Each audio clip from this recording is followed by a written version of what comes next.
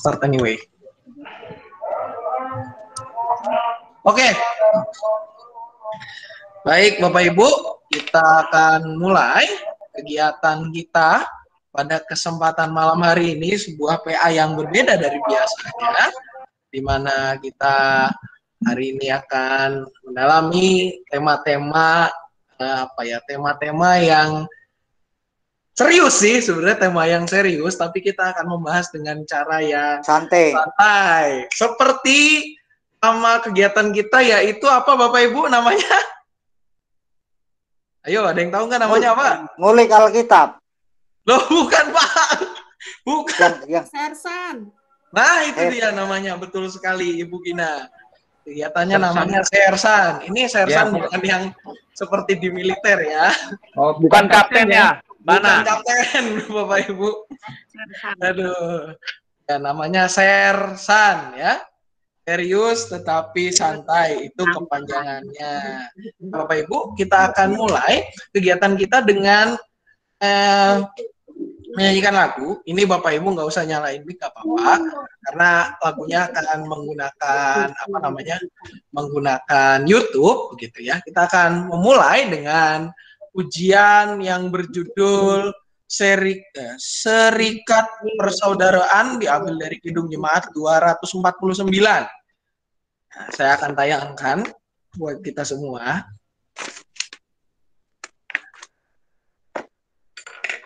Oke.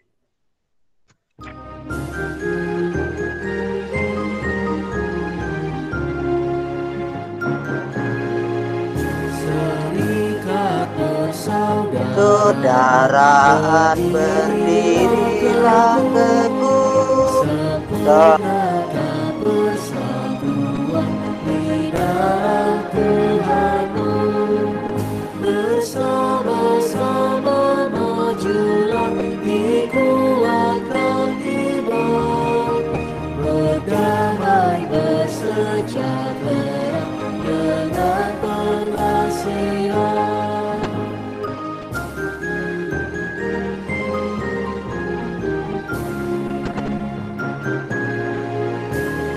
Masing-masing kamu diberikan negara, supaya kamu bertekun dan rajin bekerja. Rendahkan hatimu, rendah kau Tuhan berpesan, jemaat menurut firman-Nya berkasih-kasihan.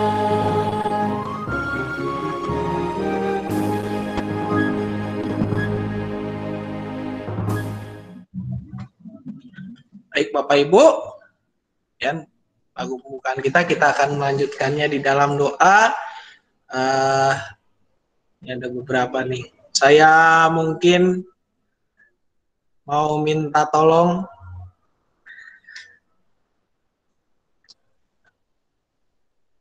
siapa ya? Ini deh, saya minta tolong ada Bu Warti di situ. Bu Warti mungkin boleh mimpin dalam doa buka. Nah, mic-nya jangan lupa dinyalain dulu, Bu. Mbak Ana udah deg-degan. Selamat sore Bapak, Ibu, Oma, Opa semuanya. Selamat malam. Sore, Bu. Mari kita berdoa untuk kegiatan di malam hari ini. Mari kita berdoa. Bapa di surga, hamba-Mu bersyukur, terima kasih banyak yang mana di malam hari Tuhan kami akan mengadakan yaitu kegiatan kami Sersan, yaitu yang akan dipimpin Pak Samuel. Biarlah kegiatan di malam hari ini berjalan lancar. Jangan lupa Tuhan, kami berdoa buat yang mengikuti via online hari ini Tuhan, berkati satu persatu, baik di dalam keluarga, baik di dalam bermasyarakat, bergereja, juga kami serahkan ke dalam tangan-Mu. Tuhan Yesus, kami juga berdoa untuk malam hari ini, biarlah pandemi ini Tuhan cepat berlalu, dan kami bisa bertemu, bergereja bersama-sama seperti sedia kala. Biar Tuhan juga ikut serta di dalamnya. Tuhan, terus sebentar kami akan mendengar firman yang dibawakan oleh Bapak Samuel biarlah bermanfaat untuk kami semua. Di dalam nama Tuhan Yesus Kristus kami berdoa dan mengucap syukur. Amin. Amin. Terima kasih Ibu Suwarti. Nah, Bapak Ibu, kita langsung masuk ke pembahasan hari ini. Ada yang tahu Bapak Ibu tema pembahasan kita hari ini apa? Yuk. Sersan. Nah, itu nama acaranya, Bu. Sersam lagu. Oh. Serius. Bapak Ibu serta saudara-saudari sekalian, ini rame nih. Ini nggak cuma Dengan GKI. mengenal GKI. Mengenal GKI. Mengenal GKI ya. Kita mau mengenal lebih dekat. Nah, saya udah kebetulan menyiapkan materinya di sini. Saya akan pakai slide gitu ya. Nih, harusnya Bapak Ibu, mereka yang udah lulus katekisasi mestinya tahu nih soal GKI gitu ya. Kita mau berkenalan dengan GKI. Kalau Bapak Ibu saya tanya, Bapak Ibu, kalau saya bilang GKI, yang langsung kepikiran sama Bapak Ibu dari istilah GKI itu apa? Selain Gereja Kristen Indonesia, ayo. Yo, selain Gereja Kristen Indonesia. Ini kalau itu udah jelas Gereja Kristen. Kelompok Gereja Kristen Protestan yang berdiri di Indonesia. Ya, bisa. Ayo Bapak Ibu yang lain, ada lagi nggak? Ini jawabannya benar. Yang berpusat di Jakarta. Ya. Aduh. Ya bisa. Ayo Bapak Ibu yang lain. Gimana? Mayoritas orang Chinese. Mayoritas orang Chinese. Aduh. Ya. Agak mulai bergeser tapi ya dulunya begitu. Coba tadi Ya, Bu Gina, kalau Bu Gina. dulunya itu GKI itu mayoritas orang Chinese. Kalau sekarang sudah semuanya boleh masuk. Ya, oke. Ya, Bu Gina gimana tadi? Indonesia pasang. Apa, Bu? Gereja Konsumsi Indonesia. Gereja Konsumsi Indonesia. Makan terus. Makan terus. Oke, Gereja Konsumsi Indonesia. Ini Bu Lasti kayaknya HP-nya terlalu dekat dengan Pak Parman, dia feedback. Nah, Boleh menjawab nggak? boleh Pak Puji, silahkan. GKI itu terdiri dari beragam identitas yang berbeda, semua menyatukan diri demi kelangsungan misi Allah di Indonesia. Wah, luar biasa nih Pak Puji nih jawabannya. Besok ini apa ya? Ada bocoran tuh tadi. Ada bocoran. Itu catatan katekisasi. Itu bocorannya kayaknya dari itu tuh. Dari yang kemarin baru di CD itu. Nah, ini kembali lagi. Ya. HP-nya Bu Lasmi dengan Pak Parman kedekatan. Dia feedback. Sama Pak Parman apa? Di ruangan yang berbeda, Bapak Ibu. Atau salah satu di mute. Soalnya feedback nih. Nah, oke. Nah, Bapak Ibu, kalau kita bicara istilah GKI, memang banyak sih GKI itu.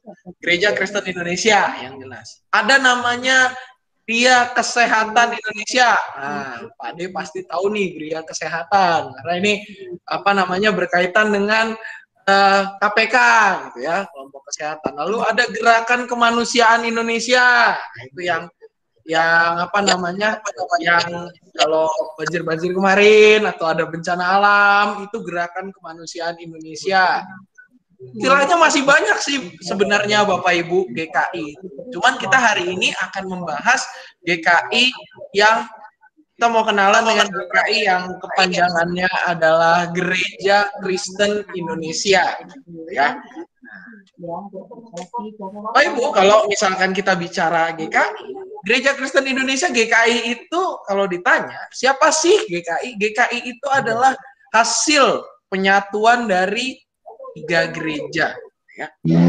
Kalau kemarin kita mengingat, mungkin Bapak Ibu ada yang nonton pembinaan yang dibawakan oleh atau saudara-saudari sekalian, di sini juga ada anak-anak remaja gitu yang ikut. Kalau ada yang nonton secara online atau mengikuti di gereja terkait dengan pembinaan GKI, atau yang juga ngikut katekisasi pasti tahu bahwa GKI itu adalah penyatuan dari 3 gereja. Gereja apa aja? Gereja ada dulu namanya GKI Jawa Barat. Nah, kita itu dulu GKI Jawa Barat. Terus juga ada GKI Jawa Tengah, ada GKI Jawa Timur. Ya, 3 gereja dengan latar tradisi yang berbeda, yang mengikrarkan diri untuk menjadi satu pada tanggal 26 Agustus 1988. Tempatnya di mana pengikrarannya nggak jauh dari kita, Bapak Ibu. Dekat sama rumahnya Sugiran, Bang Adimin dekat, yaitu Wismakinasi. Jauh, dekat tempatnya. Dari sini paling, ya kalau kita kena macet bisa 1 jam lebih lah, bisa 2, mungkin 1 jam lah. Normalnya 1 jam atau kurang dari 1 jam. Kita Kalau macet 80 menit. Berapa menit, Pak, kalau macet? Kalau nggak macet 20 menit nyampe, Pak. Oh, 20 menit kalau nggak macet. Oke, dekat. Oke, jadi nggak jauh ya, Bapak Ibu ya. Gitu. Penyatuannya tanggal 26 Agustus 1988. Di tahun 88, 3 gereja ini mengikrarkan diri untuk menjadi satu. Tetapi sebenarnya upaya penyatuannya itu sudah lama. Sekitar tahun 60-an udah ada usaha untuk menggalang gitu ya, persatuan untuk menjadi satu gitu ya. Tapi baru terwujud pada tahun 88. Kalau misalkan Bapak Ibu yang punya tata gereja dan tata laksana GKI mau memegang buku yang berwarna biru ini gitu ya. Nah, di situ kalau kita buka di bagian penjelasan tentang mukadimah, di situ dijelaskan dengan jelas bahwa sejak tanggal 27 Maret 1962, ayo Bapak Ibu siapa yang udah lahir tanggal segitu, tahun 62 sebelum tanggal 27 Maret? Siapa aja, ayo. Udah Udah lahir Bapak Ibu ya, yang ini ya. Udah. Saya sih belum lahir. Saya Semuanya belum lahir. tuh yang. Oh, udah banyak yang lahir ya. Rekan-rekan remaja juga mungkin belum lahir ya. Dari tahun 1962 sampai dengan sudah berupaya menggalang kebersamaan, mewujudkan penyatuan. Tetapi baru terwujud tanggal 26 Agustus 1988. Berarti sudah kurang lebih ada sekitar 26 tahun upaya untuk penyatuan itu. Penyatuan dari 3 gereja. Digagas sejak 62, akhirnya tercapai pada tahun 88. Nah, berikutnya juga Bapak Ibu kalau kita bicara tentang GKI, nah ini juga. Nama asalnya kalau Bapak Ibu ini GKI itu nama asalnya agak panjang gitu ya. Ini juga saya Nah, itu dia. Saya juga masih bingung cara bacanya Bapak Ibu. Ini kurang lebih bahasanya adalah Tionghoa Kitau Hui. Singkatnya apa? THKTK. THKTKH. Nah, betul. THKTKH. Nah, itu THKTKH. Tionghoa Kitau Hui. Tionghoa Kitau Hui ada lagi sebenarnya satu lagi yang namanya TH Chunghua Cito Chau Hui, CHCTCH. Chunghua Cito Chau Hui. Ada satu lagi, ada Tionghoa Kitau Hui dengan Chunghua Cito Chau Hui. Apa bedanya? Bahasa apa itu, Pak? Itu bahasa Mandarin, Pak, dua-duanya bahasa Mandarin ya. Nah, bedanya apa? Bedanya adalah kalau Tionghoa Kitau Hui nanti dia berkembang menjadi GKI, Gereja Kristen Indonesia. Tetapi kalau Chunghua Cito Chau Hui ini akan berkembangnya nanti jadi Gereja Kristus. Makanya Gereja Kristus dan GKI itu akar sejarahnya nggak jauh. Karena yang satu adalah Chunghua Cito Chau Hui, yang GKI adalah Tionghoa Kitau Hui. Asal muasalnya mereka ini terbentuk dari sebuah perkumpulan namanya Bond Kristen Tionghoa, ya. Artinya adalah perkumpulan orang Tionghoa Kristen. Nah, secara harafiah Tionghoa Kitau Hui atau Chunghua Cito Chau Hui, ya, itu artinya adalah gereja Kristen Tionghoa, atau saya tambahkan di situ supaya lebih connected, dia punya kalimat gereja Kristen orang Tionghoa. Itu awalnya. Karena mayoritas, seperti tadi yang dikatakan oleh Pak Sugiran di awal, mayoritas yang ada di gereja Tionghoa Kita KW ini adalah orang-orang Tionghoa. Baik orang Tionghoa peranakan maupun Tionghoa yang totok. Tionghoa yang mulai menggunakan bahasa Melayu atau bahasa Indonesia atau bahkan bahasa Belanda dengan mereka yang masih menggunakan bahasa Mandarin dengan beragam dialeknya. Nah, tapi dalam perkembangannya, Bapak Ibu serta saudara-saudari sekalian, Tionghoa Kita KW ini berganti nama. Dia berganti nama menjadi GKI. Khusus GKI Jawa Barat sendiri, mereka mengganti nama setelah suatu sidang di Sukabumi, yang saya dapat catatannya ini dibuat oleh almarhum Pendeta Kris Hartono, catatannya tentang GKI Jawa Barat secara khusus. Pada suatu sidang di Sukabumi tanggal 22 sampai 23 Juli 1957. Sebelumnya yang mengganti nama dari Tionghoa Kita KW menjadi GKI adalah GKI Jawa Tengah dulu. Sekarang Sinode Wilayah Jawa Tengah. Itu mereka duluan, tahun 56.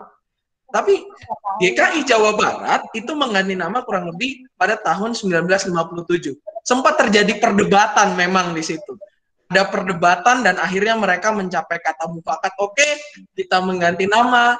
Tidak hanya mengganti nama, tetapi juga mengganti mengganti pendekatan di dalam melihat aspek misional gitu ya. Target misi kita di dalam kekristenan ini menjadi berubah dari yang tadinya hanya eksklusif untuk orang-orang keturunan Tionghoa saja menjadi gereja yang melihat realita bahwa kita sudah berada di kemerdekaan, melihat realita bahwa Indonesia ini menjadi lahan misi, ladang yang Tuhan percayakan untuk kita. Nah, juga kalau bicara GKI, ini GKI kalau tadi saya sempat menyinggung bahwa tadinya adalah Gereja Kristen Orang Tionghoa. Nah, ketika mereka menjadi berubah nama menjadi GKI, ini nggak cuma asal ubah nama aja, tetapi juga berubah secara banyak hal, termasuk di dalam pendekatan etnikal, di mana GKI menjadi gereja yang multi etnis dan multi budaya.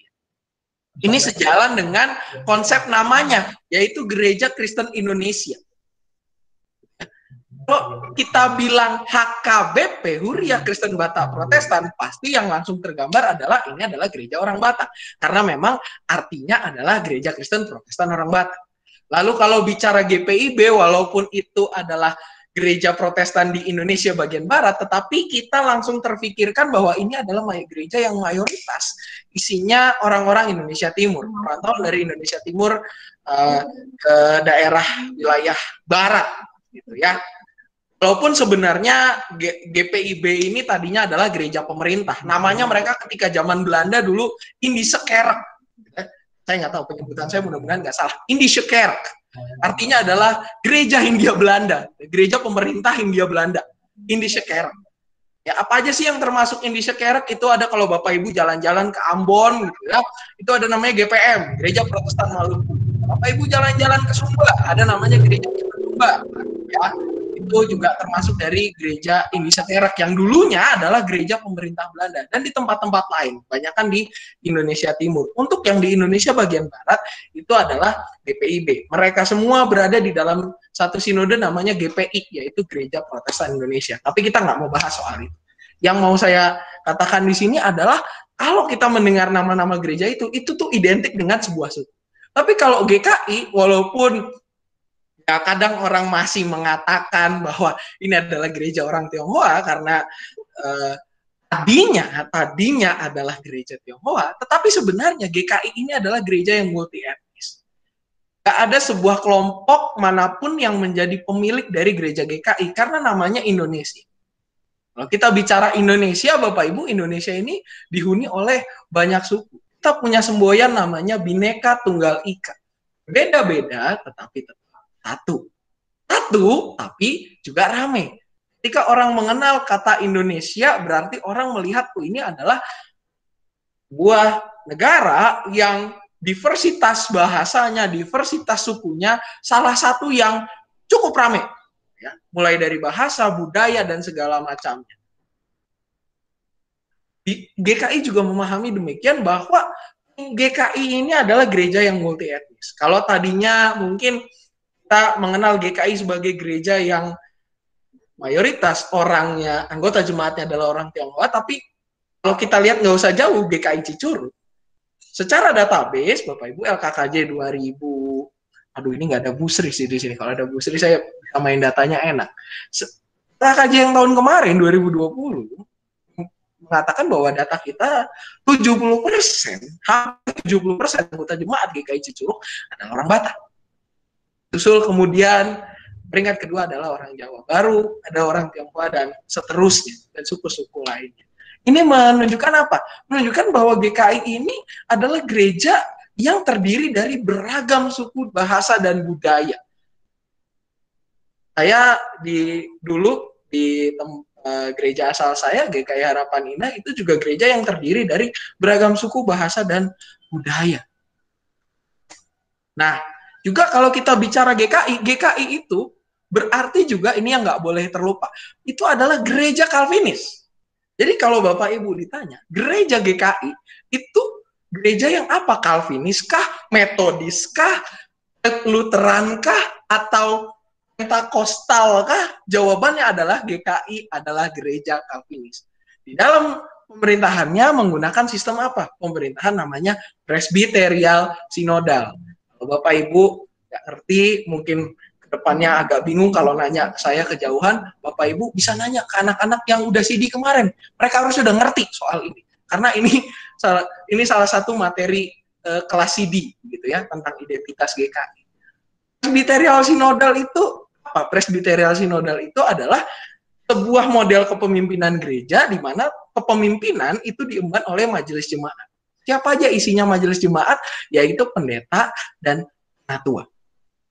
Beda ya, kalau ada gereja namanya model kepemimpinan episkopal, contohnya HKBP, itu namanya episkopal. Pemimpin tertinggi itu siapa? Pemimpin tertinggi adalah eporus. Ini sistem yang mirip dengan gereja Katolik. Gereja Katolik pemimpin tertinggi adalah paus, mereka namanya papal. Makanya di Protestannya namanya episkopal, karena eporus. Eporus itu pemimpin tertinggi HKBP. Ada yang gereja presbiterial juga nggak? Ada. Contohnya GPIB. Saya balik. GPIB adalah gereja yang presbiterial. Tetapi keputusan tertinggi ada di siapa? Ada di ketua majelis jemaat dan juga ketua sinode. Keputusan tertinggi. Bagaimana dengan GKI? GKI ini adalah presbiterial sinodal. Kita kepemimpinannya berjalan bersama. Ada pola sinode juga di situ. Makanya kita punya majelis jemaat, majelis klasis, majelis sinode wilayah, dan majelis sinode. Tapi relasi kekuasaannya bagaimana? Relasi kekuasaannya adalah setara dan seimbang sesuai dengan porsi masing-masing. Majelis jemaat, porsinya adalah ya kita di jemaat. Klasis berarti mengurusi sesuatu yang lebih luas. Sinode wilayah lebih luas lagi. Sinode ini cakupannya adalah paling luas. Tapi semua keputusan berakarnya dari mana? Segala sesuatu usulan berakar dari jemaat. Jemaat naik ke klasis. Klasis naik ke sinode. Sinode wilayah. Sinode wilayah naik ke sinode. Nah dari sinode bagaimana? Sinode pun juga kurang lebih arus baliknya sama. Sesuatu yang diputuskan di dalam persidangan majelis sinode akan disosialisasikan lewat sinode wilayah. Sinode wilayah nanti lewat klasis-klasis. Klasis-klasis baru nanti lewat majelis jemaat. Contoh kasus ketika kita menghadapi pandemi COVID. Ketika kita menghadapi pandemi COVID, memang keputusan itu diambil dari BPMS langsung. Tetapi sosialisasinya lewat majelis jemaat sinode wilayah. Majelis sinode wilayah, lalu turun ke klasis, klasis lalu ke jemaat. Di semua itu mendapat bagian dari sosialisasi. Ketika ada usulan dari jemaat juga sama yang akan dibahas di persidangan majelis sinode. Dari persidangan majelis jemaat naik ke persidangan majelis klasis. Persidangan majelis klasis naik ke persidangan majelis sinode wilayah. Persidangan majelis sinode wilayah dibahas di persidangan majelis sinode. Ya. Jadi ini ada relasinya apa? Relasi yang setara. Jadi nggak ada yang lebih tinggi, nggak ada yang lebih rendah. Kita gereja Calvinis yang presbiterial sinodal. Makanya nanti ada istilah namanya kolektif kolegial. Itu yang akan kita pahami bersama. Bicara soal GKI juga kita akan bicara soal budaya. Budaya yang hidup. Kalau di dalam pemaparan hari Minggu pembinaan, Bapak Ibu bisa melihat Pendeta Immanuel Christo memaparkan budayanya itu wakemen. Banyak ya, ada Belanda, ada Indonesia, ada Tionghoa, ada ya banyak lah gitu ya. Tetapi Bapak Ibu, dari pemaparan itu, kalau kita lihat sebenarnya di GKI itu ada dua budaya besar yang hidup. Budaya yang boleh dibilang ini generalnya. Umumnya ada dua budaya yang hidup. Yang pertama adalah budaya keteraturan. Budaya keteraturan itu diwujudkannya lewat apa aja? Yang pertama lewat adanya peranti gerejawi. Apa aja yang termasuk peranti gerejawi? Yang pertama adalah tata gereja dan tata laksana. Yang bukunya seperti ini, Bapak Ibu, warnanya biru. Makanya kalau misalkan ada pewartaan CD segala rupa, selalu kan ada keberatan yang jemaat yang berdasarkan pada tata gereja dan tata laksana, dia akan mengajukan keberatan. Tidak hanya tata gereja dan tata laksana, juga ada liturgi GKI. Percaya nggak percaya Bapak Ibu, GKI itu liturginya diatur dalam sebuah buku. Ini. Nah, ada bukunya di sini. Jadi ini GKI, komisi liturginya memiliki susunan liturgi. Apa aja isinya buku liturgi ini? Ini ada liturgi yang hari Minggu, ya. Liturgi Minggu, ada liturgi inisiasi untuk baptis kudus anak, pengakuan percaya segala rupa. Jamuan kudus diatur di sini juga, lalu juga ada liturgi peneguhan. Jadi Bapak Ibu kalau bicara liturgi, ini GKI cukup lengkap ya, ada liturgi peneguhan dan segala macamnya. Barangkali kalau Bapak Ibu mau lihat bisa pinjam ke saya atau di tata usaha juga ada ya. Di sini ada liturginya semua. Nah, Pak, kok beda liturgi yang sekarang COVID? Ketika kita pandemi kenapa semuanya jadi singkat? Nah, itu ada perubahan juga. Karena memang ada perubahan situasi yang kita hadapi. Komisi Liturgi dan Musik Gereja Sinode Wilayah Jawa Barat menerbitkan dokumen khusus, yaitu panduan liturgi pada masa pandemi. Pelakunya ya ketika masa pandemi, dan liturgi ini ditinjau terus. Kenapa? Karena ini yang sifatnya insidental.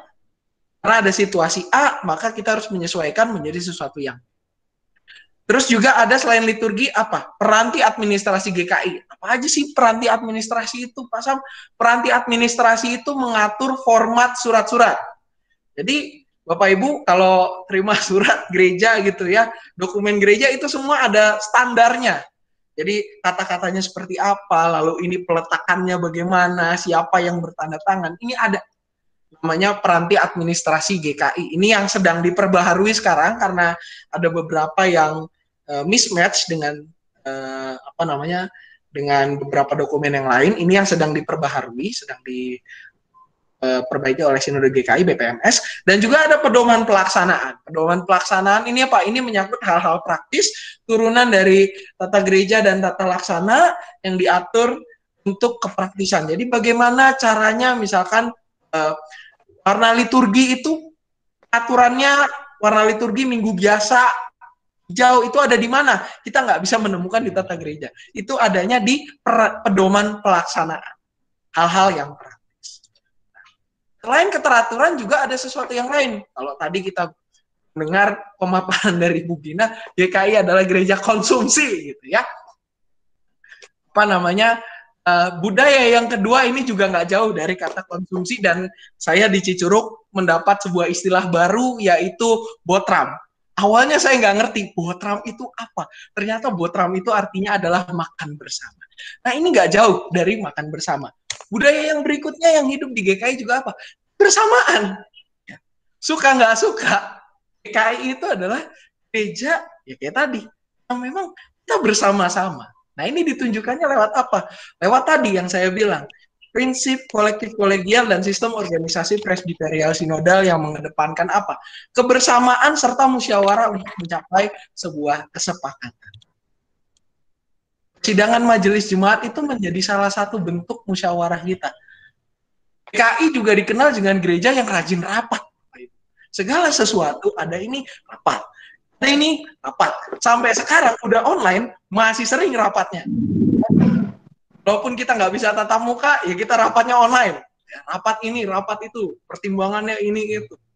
Tapi apa? Ini menunjukkan bahwa GKI itu punya semangatnya adalah semangat kebersamaan. Seperti kalau kita ingat pelajaran, saya ingat banget pelajaran waktu SD, Bapak Ibu.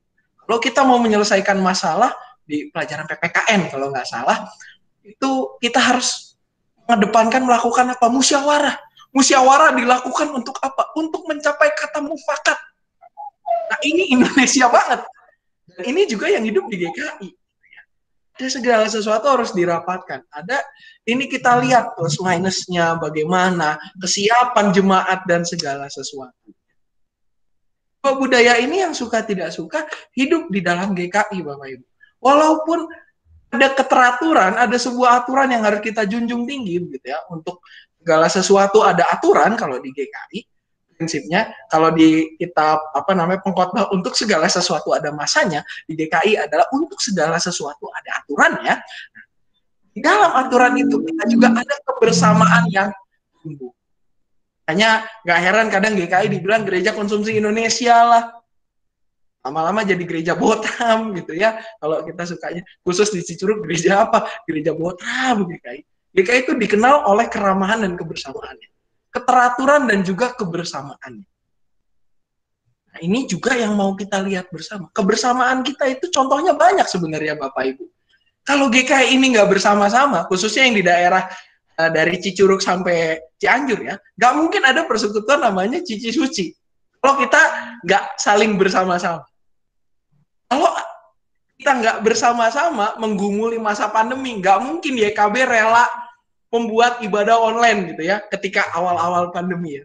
Dan juga untuk segala sesuatu kegiatan itu dibuat online. Kenapa? Karena ada rasa kebersamaan. Ini kita harus buat sesuatu yang baru. Kita harus mengedepankan persekutuan umat. Gimana caranya?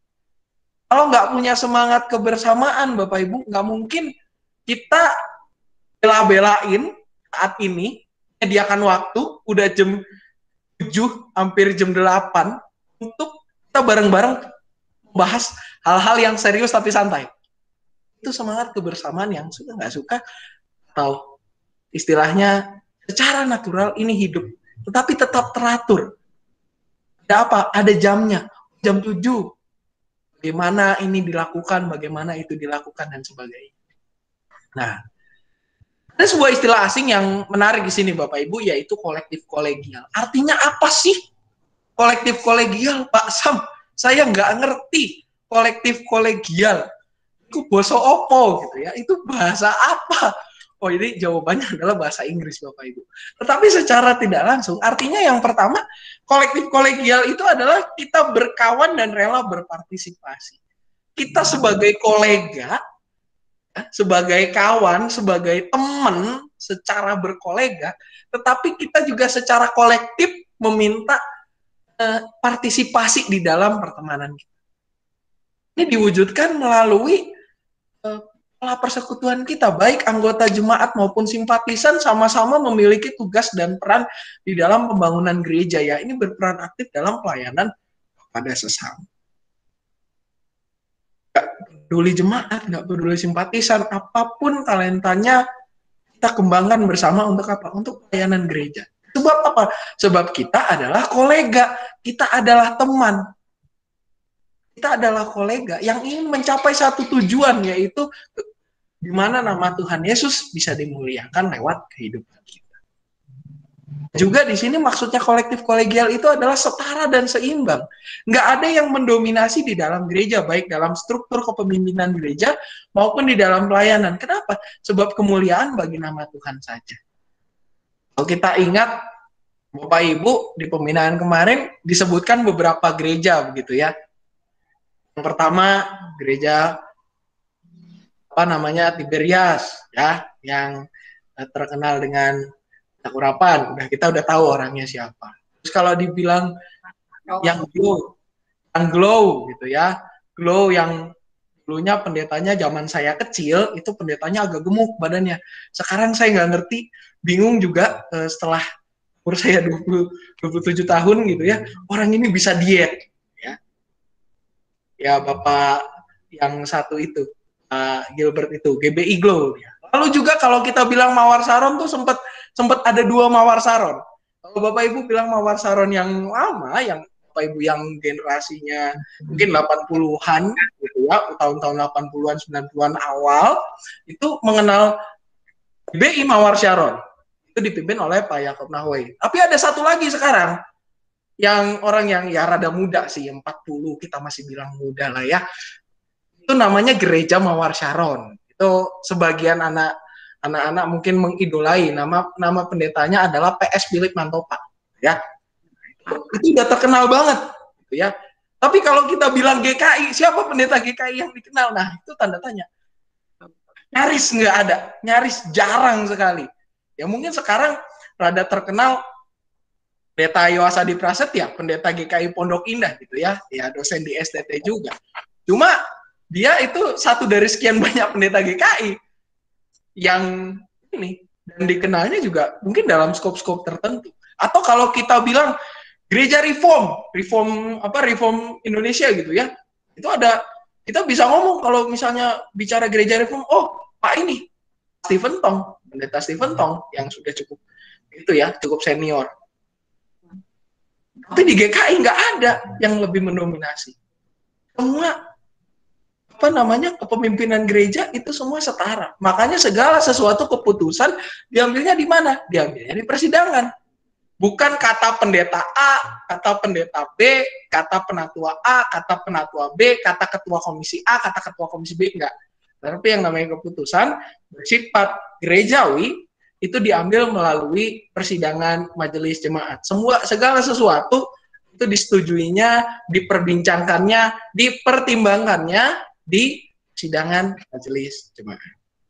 Makanya tadi konsepnya adalah musyawarah. Untuk apa? Untuk mencapai mufakat. Dan juga kalau bicara kolektif kolegial, Bapak Ibu, ini juga mengingatkan kita kepada bahwa pelayanan ini milik bersama, bukan milik pribadi. Nah, di sini kalau kita lihat GKI itu menghayati bahwa pelayanan adalah milik bersama, bukan milik seseorang aja. Ya.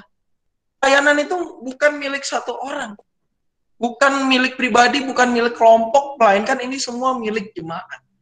Anggota jemaat maupun simpatisan memiliki peranannya masing-masing di dalam persekutuan tubuh Kristus. Tidak ada yang ditinggalkan. Ya.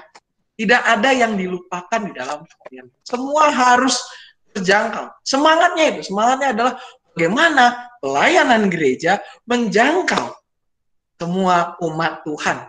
Lalu goalnya adalah ke sana. Apapun cara yang kita lakukan, yang gereja putuskan terkait dengan pelayanan atau apapun itu, kita berupaya untuk menjangkau semua umat. Nah, contoh konkretnya seperti apa? Ini kan konsepnya pasal ya, mungkin kurang lebih saya udah ngerti. Contoh konkretnya seperti apa sih? Nah, ini ada beberapa Bapak Ibu contoh konkretnya. Yang pertama adalah nama jemaat. Kita GKI nggak ada kan? Nama jemaat GKI itu GKI Samuel misalnya, nggak ada ya. GKI Bu Ucok, GKI Pak D, GKI Uti, nggak ada ya. Semua adalah Gereja Kristen Indonesia, bukan nama kota. Lanjutkannya. Sebenarnya nama GKI Cicurug, Bapak Ibu, secara lengkap adalah Gereja Kristen Indonesia, Jalan Siliwangi, Gang Kongsi, nomor 62B. Itu nama lengkap. Karena apa? Di dalam tata gereja diatur untuk penamaan, gitu ya, nama dan kedudukan, tempat kedudukan. Gereja GKI itu diatur namanya adalah GKI dalam wujud jemaat, disebut GKI di dalam alamat lengkap, nama jalan dan kota, nama wilayah dan kota, atau nama kota. Secara khusus GKI Cicurug ya karena berada di Kecamatan Cicurug ya kita lebih dikenal dengan nama GKI Cicurug. Seperti juga GKI Cibadak. Nah, kalau kita ke Sukabumi Bapak Ibu, itu nama jalan GKI Jainal Jase, Gereja Kristen Indonesia, Jalan Jainal Jase nomor sekian. GKI Bogor juga pengadilan kan, GKI Gereja Kristen Indonesia, Jalan Pengadilan nomor 35. Kalau kita GKI Cicurug, nama lengkapnya adalah Gereja Kristen Indonesia, Jalan Silowangi, Gang Kongsi. Ya, itu contoh konkretnya. Artinya apa? Jemaat itu nggak berdiri sendiri, tetapi juga bersama dengan jemaat-jemaat yang lainnya. Karena yang di depan itu bukan Cicurugnya dulu, tapi GKI-nya dulu. Gereja Kristen Indonesia. Kalau lihat namanya juga bukan nama Cicurug. Nama lengkapnya Jalan Siliwangi, Gang Kongsi, nomor 62B. Berarti apa? Gereja berdiri di tengah-tengah masyarakat. Kita bersama tidak hanya dengan sesama umat Kristen, tetapi juga dengan masyarakat di sekitar kita. Juga dengan jemaat-jemaat lain. Nggak ada itu nama GKI yang tiba-tiba berubah jadi gereja yang milik pribadi. Ya. Semua GKI namanya adalah Gereja Kristen Indonesia awalnya. Walaupun nanti di belakang entah nama jalan, khusus kalau misalkan GKI yang di Klasis Priangan kayak di Sukabumi ya Bapak Ibu kita tahu GKI Penginjil. Tapi nama lengkapnya bukan GKI Penginjil. Gereja Kristen Indonesia nama jalannya apa? Cianjur, Gereja Kristen Indonesia Jalan HOS Cokro Aminoto nomor sekian dan seterusnya. Itu menyimpulkan bahwa GKI walaupun dimanapun dia berada, tetapi itu dia tidak berdiri sendiri. Itu di dalam sebuah persekutuan. Hanya ada klasis juga. Klasisnya kita klasis mana? Ada yang tahu Bapak Ibu, GKI Cicurug klasis mana? Klasis Jakarta Selatan. Selatan, betul Bapak Ibu. Kita klasis Jakarta Selatan. Sinode wilayahnya mana? Ayo. Sinode wilayah mana kita? Jabar. Jawa Barat, betul Bu. Bebas tadi yang jawab suaranya tetang ya. Ya, GKI, kita GKI Cicurug, klasisnya adalah klasis Jakarta Selatan, Sinode wilayah Jawa Barat, ya. Nama jemaatnya. Ada lagi nggak contohnya Pak Sam? Ada juga. Kepemilikan aset gereja. Kepemilikan aset gereja ini Bapak Ibu mengindikasikan apa? Kepemilikan gereja bukan punya milik kita sendiri, tetapi bagian dari kesatuan GKI. Kalau nggak percaya Bapak Ibu, kita cek. Kalau Bapak Ibu main ke sini gitu ya, nanti saya tunjukin. Contohnya deh yang paling gampang, STNK Motor Gereja. STNK Motor Gereja itu namanya Sinode Gereja Kristen Indonesia. Baru alamatnya di sini. Jadi itu motor gereja punya siapa? Punya GKI. Mobil juga sama, punya GKI. Tapi dipercayakan kepada GKI Cicurug. Termasuk kita punya bangunan. Namanya adalah milik siapa? Milik Sinode Gereja Kristen Indonesia. Jadi jemaat GKI itu nggak berdiri atas dirinya sendiri, tapi kita itu rame-rame, bareng-bareng gitu. Kita itu bagian dari sebuah kesatuan persekutuan umat Tuhan. Makanya ketika terjadi sesuatu, misalkan kayak waktu kemarin ada banjir di sana, di daerah Cirebon dan di daerah Indramayu, kita punya pelayanan juga di sana, GKI Cirebon dan GKI Indramayu. Di Cirebon bahkan ada 1, 2, 3 di kota Cirebon, GKI Rahmani, GKI Cirebon Pamitran, sama Cirebon Pengampon. Ada 3 kalau nggak salah. Saya mungkin nggak salah itu, tapi kurang lebih segitu lah. Nah, di sana kita mempercayakan mereka untuk turun ke lapangan untuk melihat situasi. Nah, bagaimana dengan GKI-GKI yang lain? GKI-GKI yang lain membantu. Kebutuhannya apa di sana? Oh, kebutuhannya adalah beras, ini. Bergeraklah ke sana lewat gerakan kemanusiaan Indonesia. Juga waktu banjir di Cicurug menjadi PIC di lapangan. Tetapi kebutuhannya siapa yang sokong? Yang sokong adalah berbagai GKI di tempat yang lain. Jadi ini apa? Mengindikasikan bahwa jemaat itu juga nggak berdiri sendiri. Setiap jemaat itu bukan miliknya sendiri, tetapi ini milik bersama. Nggak ada yang eksklusif. Mentang-mentang GKI Cicurug ini milik kita sendiri, kita mau kayak gini, nggak bisa. Kita mau rubah tata gereja, oh nggak bisa. Karena apa? Karena kita ini milik bersama. Dan juga yang satu lagi apa? Nama komisi atau kelompok kerja. Bukan milik pribadi, melainkan sebuah tugas untuk menjangkau umat sesuai dengan cakupan usia atau masing-masing bidang. Ada tuh, misalkan ya, ini saya ambil contoh. Komisinya apa? Namanya, karena ruangannya biasa make rumahnya Babe Akun gitu ya, namanya Komisi Babe Akun, KBA di GKI Cicurug. Nggak ada. Komisi Pak Sam, karena sering main di rumah saya, nggak ada. Namanya apa? Komisi Anak. komisi remaja, komisi pemuda, komisi dewasa, komisi lansia, komisi pelayanan kesehatan, komisi kesenian, tergantung bidang yang layani. Sama juga kelompok kerja multimedia, kelompok kerja agape, kelompok kerja mardiko, ada skopnya masing-masing. Kenapa? Pelayanan ini bukan milik kita sendiri, tetapi ini adalah milik bersama. Kalau dibilang komisi anak, berarti kan yang dilayani anak-anak. Ini miliknya anak-anak. Anak yang mana? Semua anak-anak. Remaja, semua remaja. Ini mencerminkan gereja yang bersatu, bahwa gereja ini adalah milik semua. Ada satu pihak yang menjadi pemilik paling top dari gereja, nggak ada. Gereja bukan miliknya majelis jemaat, bukan miliknya siapa. Gereja itu punya Tuhan. Ibu, yang harus kita ingat, gereja adalah milik Tuhan. Kita sebagai umat Tuhan dipercayakan untuk mengelola pelayanan ini agar menjangkau umat di berbagai tempat.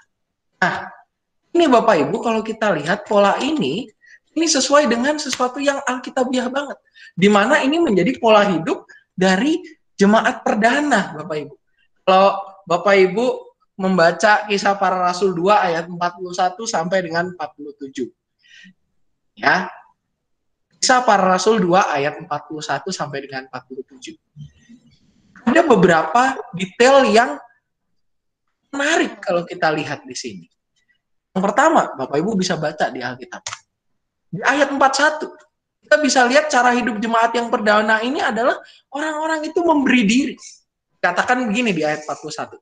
Orang-orang yang menerima perkataannya itu Petrus gitu ya, kalau kita baca di ayat sebelumnya, memberi diri dibaptis, dan pada hari itu jumlah mereka bertambah kira-kira 3.000 jiwa.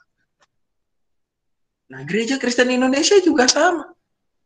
Cara hidup kolektif kolegial itu adalah ya orang yang memberi diri secara kolektif, berarti artinya kalau yang namanya kolektif itu kita memberi diri.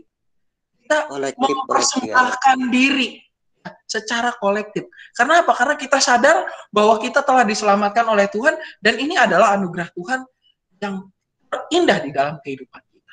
Anugerah Tuhan yang terindah itu adalah ketika kita diselamatkan dari dosa dan hukuman kekal. Lalu kalau kita lanjut di ayat berikutnya, Bapak Ibu, di sini juga dikatakan di dalam ayat 42, dikatakan mereka bertekun di dalam pengajaran rasul-rasul dan dalam persekutuan. Makanya berkolega. Mereka selalu berkumpul untuk memecahkan roti dan berdoa. Berkolega itu berarti kan kita juga bersama-sama dengan teman kita, kita beri diri untuk mempersembahkan diri, kita juga bertekun di dalam pengajaran, kita bersekutu, karena kita adalah teman. Kita adalah persekutuan umat yang percaya kepada Tuhan. Persekutuan orang yang percaya akan keselamatan kita di dalam Yesus Kristus. Di ayat 45 juga kalau kita lihat, ini adalah contoh kolektif dan kolega yang baik. Di mana ada orang yang menjual harta miliknya, lalu membagi-bagikannya kepada semua orang sesuai dengan keperluan masing-masing. Berbagi, ini juga adalah kolektif. Seperti iklan salah satu rumah makan Itali lah, walaupun Itali ke Amerikaan gitu ya, berbagi bersama. Karena makanannya bentuknya kue bulat terus dipotong segitiga-segitiga, jadi ya berbagi-bagi lah gitu ya. Nah, sebutannya pizza, Bapak Ibu, itu kan dibagi-bagi ya makannya. Dia punya loyangnya besar terus dibagi-bagi ya. Yang kecil juga masih dipotong-potong lah. Nah, ini juga sama konsepnya. Kita berbagi bersama, apa yang kita miliki kita bagikan dengan untuk apa? Kemuliaan nama Tuhan. Saling topang sebagai seorang kolega. Kolega itu udah kayak sahabat yang dekat banget. Oh, itu kolega saya. Kalau misalnya ada Bapak Ibu ikut meeting sama bule gitu ya, dia bilang, oh that is my college. Itu berarti udah deket banget itu orang. Itu kolega saya, itu kolega bisnis saya. Oh, itu udah deket banget itu. Itu udah luar biasa. Saking luar biasa mereka saling berbagi. Sama kayak kita dengan sahabatan gitu ya. Sobat kita gitu ya, saling berbagi. Berbagi apa yang kita bisa berikan. Nah, ini juga kita berbagi untuk pelayanan kita kepada Tuhan. Dan juga Di ayat 46 dikatakan makan bersama-sama. Nah ini, Botramin ini. Kalau ini saya pikir udah dihidupi banget lah di GKI Cicurug ya. Budaya Botra, makan bersama-sama dengan apa? Gembira dan tulus hati. Kalau makan Bapak Ibu saya tanya, mukanya merengut atau senyum kalau lagi makan? Ayo, kalau udah sesi, oh kita akan sesi makan Bapak Ibu. Mukanya senyum atau cemberut? Senyum lah.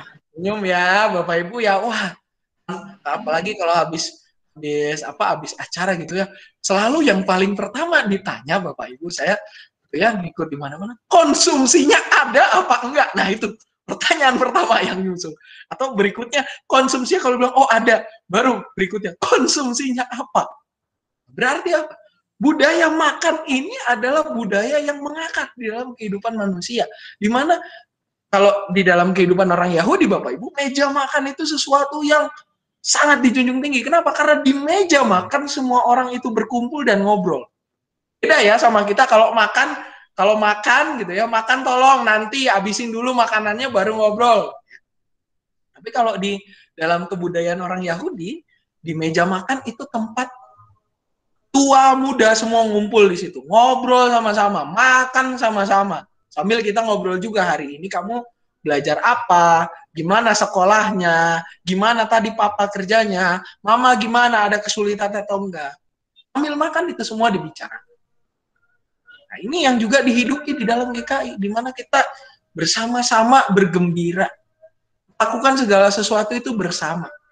Kalau ada hal yang menggembirakan itu nggak dimakan sendiri, tapi itu dimakan sama-sama. Dan ada orang yang bilang, oke, gembira mah sama-sama Pak Sam, tapi kalau susah sendiri-sendiri. Kita nggak gitu di GKI. Di GKI gembira sama-sama, susah pun sama-sama. Nggak ada yang apa istilahnya gembira sama-sama, susah sendiri-sendiri, nggak bisa. Dan yang paling terakhir di ayat 47 apa? Memuji dan disukai semua orang. Kita mengingat lagi Bapak Ibu bahwa di dalam kita berkolektif dan berkolega, kita itu juga memuji Tuhan. Kolektif itu kita mempersembahkan diri. Mempersembahkan diri untuk apa? Untuk menjadi pujian yang harum bagi nama Tuhan. Feedbacknya adalah disukai semua orang dan tiap-tiap hari Tuhan menambah jumlah mereka dengan orang yang diselamatkan. Inilah Bapak Ibu yang memperkenalkan kita kepada GKI, bahwa GKI itu di tengah lintasan zaman berupaya tetap menghidupi pola hidup jemaat perdana. Pola hidup yang diwariskan bertahun-tahun lamanya, beratus-ratus tahun gitu ya. Kita jemaat perdana itu jaraknya berapa ribu ya dengan kita, sangat jauh. Inilah yang juga diwariskan oleh GKI sebagai gereja. Hendak dijalankan. Walaupun memang di sana-sini terlihat ada kekurangan, tetapi seperti tagar atau hashtag seruan yang diserukan oleh Persatuan Sepak Bola Indonesia, kita percaya proses. Itu yang menjadi semangat dari GKI untuk menjalani ini semua. Kita percaya proses. Kita memang nggak sempurna.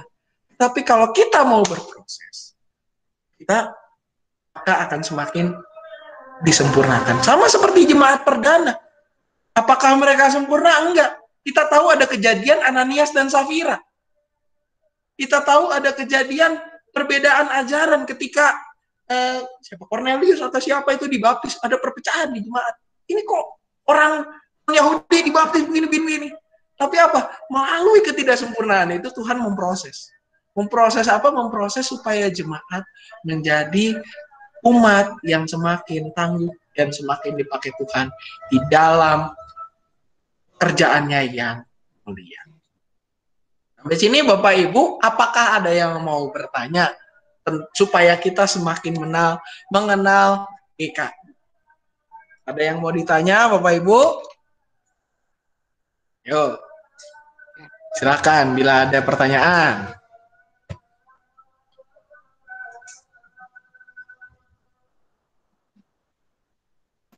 Atau juga mungkin mau tanya. Ya, silakan. Kenapa Cicurug kok masuknya ke Jakarta Selatan nggak ke Jawa Barat? Sinode itunya, klasisnya. Oh, pembagian klasis ya kok. Oke. Kalau Jawa Barat itu sinode wilayah kok. Jadi klasis dan sinode wilayah itu berbeda. Klasisnya Jakarta Selatan, sinode wilayahnya Jawa Barat. Jadi apa namanya? Dulunya sebelum kita masuk Jakarta Selatan, dulu kita di Jakarta Timur. Mungkin ada Bapak Ibu mantan penatua yang senior gitu ya. Di sini kita dulu yang saya tahu GKI Cicurug itu masuk klasisnya Jakarta Timur sebelum ada klasis Jakarta Selatan.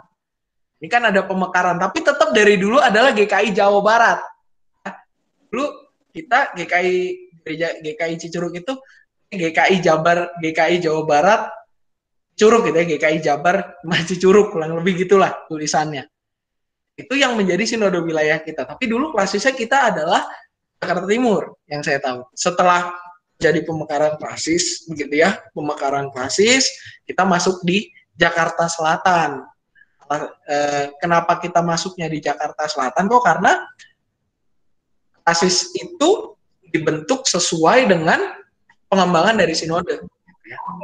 Maksimal 15 jemaat. Nah, bila mana sudah dari 15 jemaat ini akan ditinjau apakah perlu dibentuk klasis baru atau enggak. Karena dulu klasis Jakarta Timur tuh sempat jadi dua. Jakarta Timur atau Jakarta Barat tuh saya ingat sempat jadi klasis Jakarta Timur 1 atau Jakarta Barat 1. Dan yang satunya adalah yang nomor 2 gitu ya. Karena jemaatnya sudah lebih dari 15. Idealnya setiap klasis itu jemaatnya adalah 15 jemaat. Jadi dari 15 berarti dia bisa membentuk klasis baru, kayak yang paling terakhir itu adalah klasis Banten gitu ya. Itu juga adalah pemekaran. Nah itu karena dilihat klasis Banten tuh penggabungan kalau nggak salah Jakarta Utara sama Jakarta Barat deh. Seingat saya itu dilihat jemaatnya potensial untuk ini ya kita bangun sebuah klasis gitu ya. Tapi kalau sinode wilayahnya kita adalah sinode wilayah Jawa Barat. Itu sih kok. Saya menambahkan. Ya Bu, silahkan. Mungkin pertanyaan Ko Iman, kenapa GKI Cicurug kok masuknya ke Jakarta, bukan ke klasis? Iya, kenapa bukan ke Bandung? Kenapa ke klasis Bandung gitu? Oke. Kalau yang saya tahu sih ya kok, dulu waktu klasisnya masih Jakarta Timur, itu memang secara tempat, secara jarak lokasi, itu Cicurug itu lebih dekatnya ke Jakarta ketimbang ke Bandung, sehingga tetap masuknya ke Jakarta Timur. Kemudian ketika di Jakarta Timur itu banyak ada pengembangan gereja-gereja, maka Jakarta Timur itu dipecah menjadi dua, menjadi Jakarta Timur dan klasis Jakarta Timur dan klasis Jakarta Selatan. Nah, pembagian itu juga tidak melulu bahwa semua gereja yang ada di wilayah selatan langsung ke selatan gitu. Tetapi yang saya tahu sih ada ketika pemekaran itu terjadi, kemudian ada gereja-gereja yang kuat di dalam satu klasis untuk bisa mendukung gereja-gereja yang kecil gitu. Misalnya dulu waktu di Jakarta Timur itu Cawang itu timur, Gunsa itu juga timur. Terus ada Bekasi Timur, tapi Bekasi Timur itu kan masuknya ke timur. Nah, yang dipecah ke selatan itu yang kuat itu dulu dianggapnya GKI Cawang, GKI Gunsa gitu, untuk menopang gereja-gereja kecil seperti Cicurug, Cibadak, kemudian RE Marta Dinata. Itu sih yang saya tahu kok. Padahal kalau sekarang kan ya Ci ya, kan kalau misalnya jadi Bogor kan banyak, udah Bogor aja udah 3, Bogor, Cicurug, Cibadak, Cianjur ya. Sebenarnya kenapa nggak bikin klasis sendiri dipisah dari Jakarta gitu ya? Nggak masuk ke Bandung atau Bogor gitu ya? Ya. Semuanya kembali ya, lebih dekat ke Bandung sebenarnya daripada ke Jakarta kan. Kenapa masih masuk ke Jakarta gitu ya? Memang sih secara lokasi tetap lebih dekat ke Jakarta sih ya kok yang sampai saat ini gitu. Lain nanti mungkin kalau udah ada tol dan lain sebagainya tetap lebih dekat. Kalau Cianjur kan lebih dekat sih kalau ke Bandung sebenarnya. Cianjur kan memang ke Bandung. Cianjur klasis Bandung kok. Cianjur masuk Bandung ya. Cianjur ke Bandung. Oh, sampai Cibadak. Cianjur ke Bandung. Sukabumi yang ke Sukabumi ke Jakarta, kita ke Jakarta Selatan. Ya. Sukabumi ke Jakarta ya. Itu. Terus Kenapa kita misalnya yang di daerah Jawa Barat dalam arti Bogor, Cicurug, kenapa nggak bikin klasis baru? Itu kembali lagi kepada secara keuangan kok, bahwa kita harus didukung oleh gereja-gereja yang besar secara materi, secara keuangan, supaya kehidupan di dalam bergereja itu tetap stabil gitu. Misalnya kalau kita lihat di dalam perjalanan kita selama ini, gereja boleh dibilang di Klasis Selatan yang cukup kuat secara materi, secara keuangan itu kan Gunsa. Baik Gunsa untuk masalah PJBJ ataupun secara pribadi-pribadi gereja itu banyak didukung oleh GKI Gunsa gitu. Terus sekarang juga sedang difikirkan karena kita kan sudah menjadi satu sinode. Nah, sedangkan ada gereja-gereja di dalam gereja GKI Jateng yang sebenarnya ada di wilayah Jabar. Nah, ini juga sedang ada pemetaan, saya tahunya sudah beberapa tahun ini, tapi nggak tahu kelanjutannya bagaimana. Cuman sepertinya ada tim yang sedang mengolah, misalnya di Depok itu ada GKI Depok. Depok itu adalah gereja klasik GKI Jateng, padahal dia wilayahnya di Depok gitu. Nah, ini sedang difikirkan pemetaannya apakah nantinya sinode ini akan benar-benar dilebur. Kalau sekarang kan memang betul sepertinya dilebur menjadi satu sinode dengan 3 sinode kecilnya, sinode Jabar, Jateng, dan Jatim, tetapi masalah wilayahnya belum. Karena masih cukup banyak gereja-gereja dengan sinode Jateng yang ada di Jawa Barat. Tapi tidak ada gereja Jabar di Jateng gitu. Nah, ini yang sedang diproses gitu, apakah nantinya akan ada perubahan dibentuk ulang lagi supaya mereka gereja-gereja Jateng yang ada di Jabar itu buka klasis sendiri gitu. Nah, mungkin bisa nanti kalau klasis Bogor tuh nanti ada GKI Depok, mungkin ada Pamulang, karena Pamulang itu Jateng gitu. Itu sih yang saya tahu sih. Gitu. Terima kasih. Ya, sama. Terima kasih Bu Lina atas tambahan informasinya. Nah, ini jadi benar-benar ini diskusi yang santai Bapak Ibu, serius tapi santai. Sesuai dengan tema kita. Bahwa sebenarnya sekarang Cicurug ya? udah gede sih. Pasam, sebenarnya Cicurug sekarang udah ada Bana, udah banyak dananya tuh ya. Mana ya? Nah, itu tuh, Bu Gina tuh. Penatua Krisdiana bagaimana? Kabur. Enggak, amin aja. Memang secara finansial udah cukup besar. Kita udah cukup susah maksudnya. Besar sih. Cukup susah. Cukup susah. Bikin aku jadi kurus, tahu nggak Pak Dokter Iman? Kita sih secara jemaat sudah besar Bapak Ibu. Sekitar jemaat dewasanya mungkin 600 mau ke 700. Untuk anak-anaknya sekitar 300 ya. Kalau yang saya tahu datanya sekolah minggu itu 300-an. Ininya data anak-anaknya. Itu belum ditambah simpatisan ya Bapak Ibu ya. Simpatisannya bisa banyak ya. Mungkin kalau kita di waktu normal Bapak Ibu ibadah kita ya 2 kali ibadah itu bisa yang pagi mungkin 100-an, yang siangnya itu mungkin sekitar 50, 60, tergantung situasi dan kondisi. Nah, cuman karena pandemi memang beberapa bulan ini data kehadiran kita kalau minggu-minggu yang non occasion gitu ya istilahnya, tidak ada CD, tidak ada pembinaan atau tidak ada pelantikan BPJ gitu ya. Itu kita di kisaran angka 40 sampai 50 lah untuk daily per minggunya ya. Untuk ibadah online-nya sendiri kalau saya lihat sih memang sekitar kita kalau yang nonton bareng ya, kita di angka 40-an dapat untuk yang ibadah online minggunya, nontonnya bareng-bareng di jam yang sama. Itu bisa sampai di 40-an. Tapi kalau udah malam, kalau dilihat view-nya bisa sampai di angka 90-an. Jadi kita GKI Cicurug ya betul juga sih kata Dokter Iman bahwa kita ini gereja yang juga terus berubah.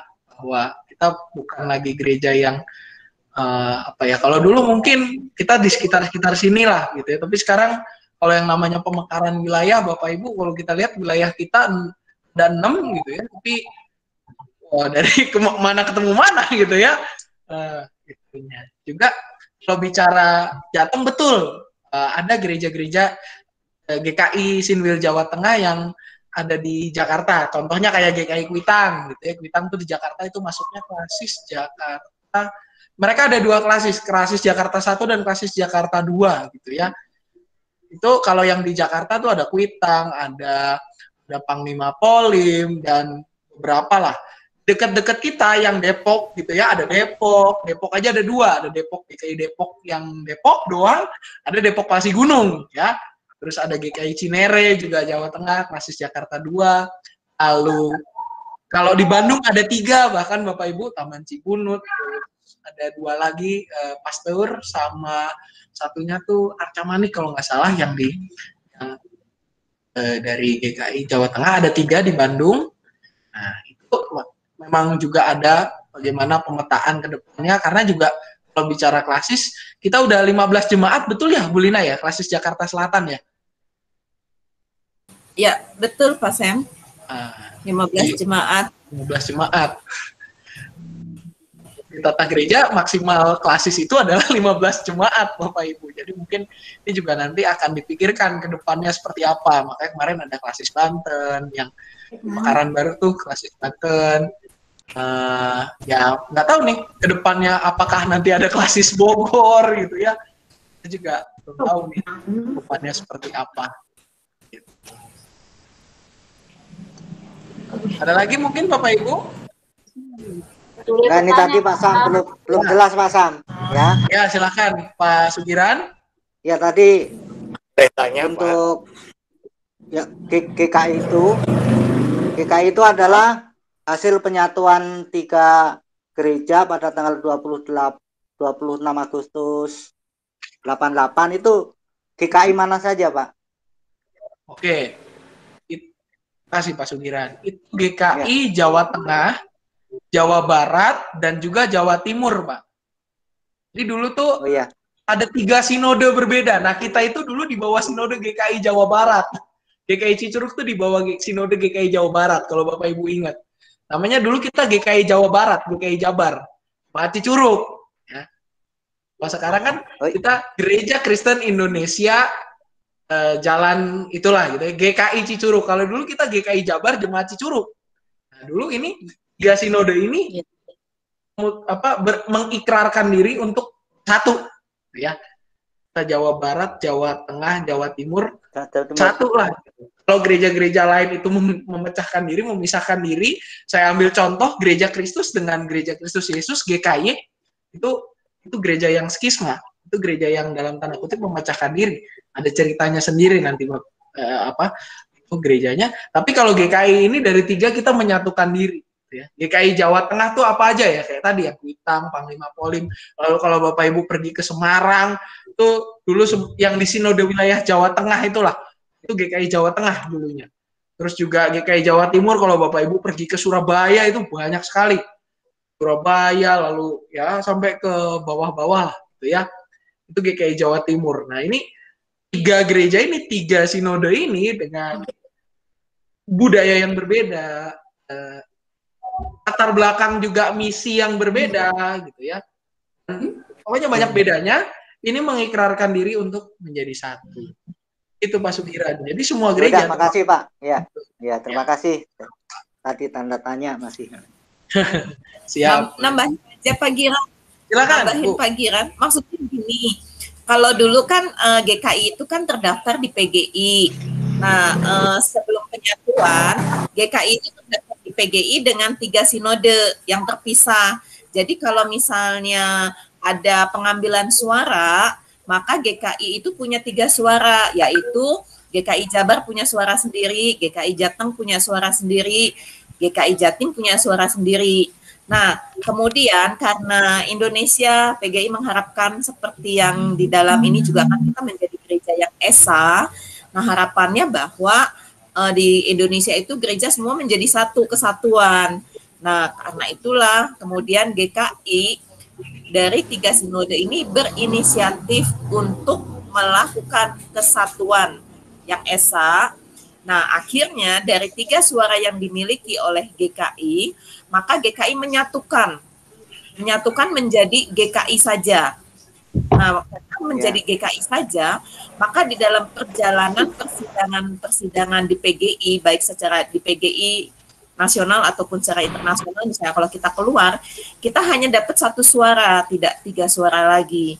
Nah, kenapa kita mengambil hanya mendapat 1 suara? Karena GKI berkomitmen untuk menjadi gereja yang esa. Nah, berbeda dengan gereja-gereja ada seperti yang tadi Pak Sam bilang gitu loh. Ada gereja yang tadi sinode, kemudian mereka pecah menjadi 2 sinode, bisa sampai berapa sinode gitu. Nah, itulah keunikan yang ada di GKI yang tidak dimiliki oleh gereja-gereja yang lain. Nah, kemudian juga mungkin tambahannya, gereja-gereja yang ada di GKI, kalau mereka berkembang dari pos, kemudian dari bapos, bakal pos, kemudian menjadi pos, kemudian menjadi bakal jemaat dan menjadi jemaat, artinya menjadi jemaat dewasa, maka jemaat dewasa itu tidak menginduk lagi kepada jemaat asalnya, tetapi dia sudah menjadi jemaat yang berdiri sendiri. Contohnya, GKI Cawang itu dulu punya anak Raya Hankam, kalau nggak salah Raya Hankam deh, gitu. Enggak, contoh konkretnya Keranggan itu dari Raya Hankam. Nah, ketika Keranggan menjadi jemaat dewasa, maka dia itu maka Raya Hankam atau gereja asalnya tidak bisa berkata bahwa kamu kan dulu anak saya, harusnya kamu ini enggak. Karena apa? Karena GKI Keranggan itu sudah menjadi gereja yang dewasa dan artinya dia mempunyai hak suara di dalam klasis maupun di sinode gitu. Sama dengan GKI yang ada misalnya GKI Bogor Baru gitu. Walaupun GKI Bogor di Bogor kan ada 2 GKI, GKI Pengadilan dan GKI Bogor Baru. Itu masing-masing berdiri sendiri. Nah, kalau kita lihat lagi misalnya sekarang ini lagi heboh nih mengenai GKI Yasmin. Bapak Ibu harus tahu bahwa GKI Yasmin itu bukanlah GKI. GKI Yasmin itu adalah bakal pos Yasmin yang berada di bawah GKI Pengadilan. Gitu. Jadi kalau Bapak Ibu ditanya, wah ini GKI Yasmin begini-begitu, itu salah besar. GKI Yasmin bukanlah GKI, tetapi GKI Yasmin adalah bakal pos yang Yasmin yang dikelola oleh GKI Pengadilan. GKI Pengadilan itu punya cabang 2, artinya bukan cabang, pos yaitu Bapos Yasmin dan satu lagi pos Kacak yang ada di Ciampea. Begitu ya Bapak Ibu. Semoga nggak membuat Bapak Ibu bingung. Terima kasih. Ya, terima kasih Ibu Rina. Ada lagi? Bapak Ibu yang lain? Tanya apa? Ya, silakan Pak D Aslanto. Dalam pembagian klasis di GKI Sinwil Jabar ini, mengapa tidak sesuai dengan letak geografis dari gereja-gereja yang bersangkutan, Pak? Oke, Pak. Ya. Jadi kenapa nggak ini ya Pak ya, nggak sesuai demografinya gitu ya? Ini balik lagi sih Pak, sebenarnya kayak bahwa klasis itu kan sebenarnya lebih ke apa ya? Ini persekutuan jemaat-jemaat gitu ya. Klasis itu kan terdiri dari jemaat-jemaat. Nah, kalau memang kita atur secara apa namanya? secara geografi, mungkin akan ada klasis yang apa ya, mengalami beberapa kesulitan baik di dalam sumber daya maupun di dalam hal apa namanya untuk pengembangan ke depan. Tetapi ada juga bahwa sekarang ini sudah mulai ada Bapak Ibu sebenarnya sejak saya kuliah berarti 2011. Sekitar 2011 atau bahkan mungkin jauh sebelum itu sudah ada namanya upaya reklasisasi. Artinya apa? Reklasisasi itu artinya kita menempatkan sebuah gereja di mana yang dekat. Contohnya kayak tadi, ketika Jakarta Timur, klasis Jakarta Timur dimekarkan menjadi dua, Jakarta Selatan dan juga Jakarta Timur. Nah, itu kan ada jemaat-jemaat yang mau tidak mau harus di-adjust